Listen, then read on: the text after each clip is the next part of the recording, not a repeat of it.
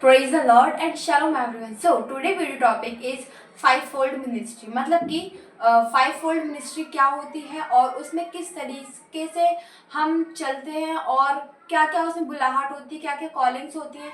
सो fivefold ministry के बारे में सबसे पहले हम फाइवफोल्ड मिनिस्ट्री को अगर देखें तो सबसे पहले उसमें अपोस्टल होता है, फिर सेकंड प्रॉफिट, जो थर्ड होता है वो होता है उसमें इवेंजलिस्ट, और जो फोर्थ है वो पास्टर, एंड फिफ्थ जो टीचर की होती है.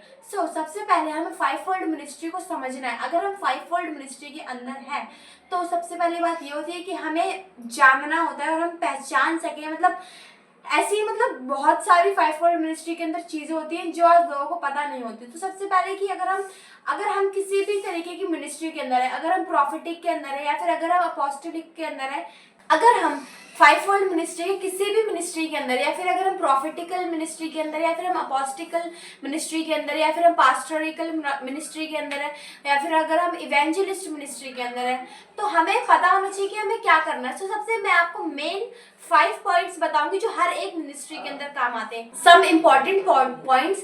जैसा कि फर्स्ट पॉइंट है हमारा कि सबसे पहले हमें विश्वास योग्य रहना है परमेश्वर के साथ.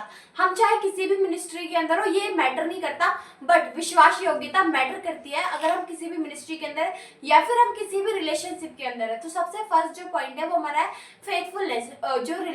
जो विश्वास योग्यता है वो हर एक बॉन्ड के अंदर मैटर करती है. अगर हम किसी भी मिनिस्ट्री के अंदर है तो सबसे पहले हमें खुदा के साथ वफादार रहना है.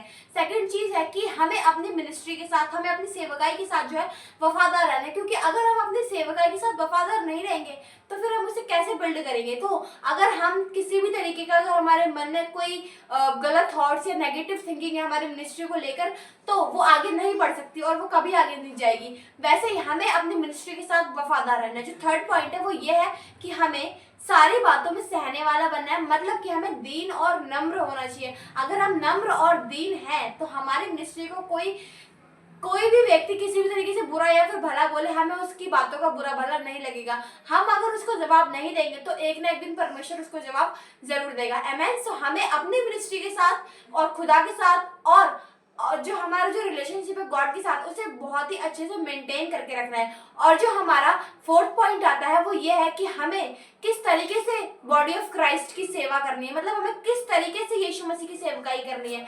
अगर हम अपने नेम और फेम के लिए सेवकाई करते हैं तो हम किस तरीके से उसमें बढ़ेंगे या फिर किस तरीके से हम उसमें डाउन जाएंगे. हमें सबसे पहले जो करना है वो हमें सिर्फ मसीहत का प्रचार करना है. हमें किसी भी रिलीजन्स के थ्रू प्रचार नहीं करना है. हमें सिर्फ यीशु मसीह के नाम को आगे बढ़ाना है और पूरी दुनिया में फैला देना है. अगर हमारा मेन मोटिव, अगर हमारा मेन पर्सपेक्टिव ये होगा कि हम यीशु मसीह के नाम को फैलाएं, गलत किसी रिलीजन को बढ़ावा ना दें, हमें अपने यीशु मसीह के नाम को पूरी दुनिया तक फैलाना है. आमेन. और हमारा fifth point and last point ये है कि हमें सबसे पहले, अगर हम मिनिस्ट्री के अंदर हैं तो हमें हर एक उन सारी बातों को ध्यान रखना है जो हमारी लाइफ में या फिर हमारी सेवकाई में किसी भी तरीके से डिस्टर्बेंस को लेकर आती है. अगर हमारी लाइफ में कोई भी किसी भी तरीके के डिस्टर्बेंस को लेकर आता है तो हमें अपनी मिनिस्ट्री के लिए प्रार्थना करनी है और उस व्यक्ति के लिए जो उस डिस्टर्बेंस को क्रिएट कर रहा है उसके लिए प्रार्थना करनी है, ना कि उसे बुरा भला बोलना है. अगर हम उसको बुरा भला बोलेंगे तो क्या होगा, हम ही और हमारा जो कैरेक्टर है वो दिखेगा. तो सबसे पहले हमें अपनी मिनिस्ट्री के लिए, अगर हमारी मिनिस्ट्री में किसी भी तरीके की डिस्टर्बेंस है तो हमें सिर्फ वेट करना है और उसके बाद परमेश्वर रिजल्ट को देगा. तो हमें वेट करना है, क्योंकि जब हम वेट करते हैं तो जो सब्र का जो फल होता है वो मीठा होता है. तो वैसे ही हमें अपनी मिनिस्ट्री में परमेश्वर के साथ सेवकाई करनी है. आमेन. आई होप आप सभी को ये 5 इंपॉर्टेंट पॉइंट्स याद रहेंगे. God bless you all. Shalom.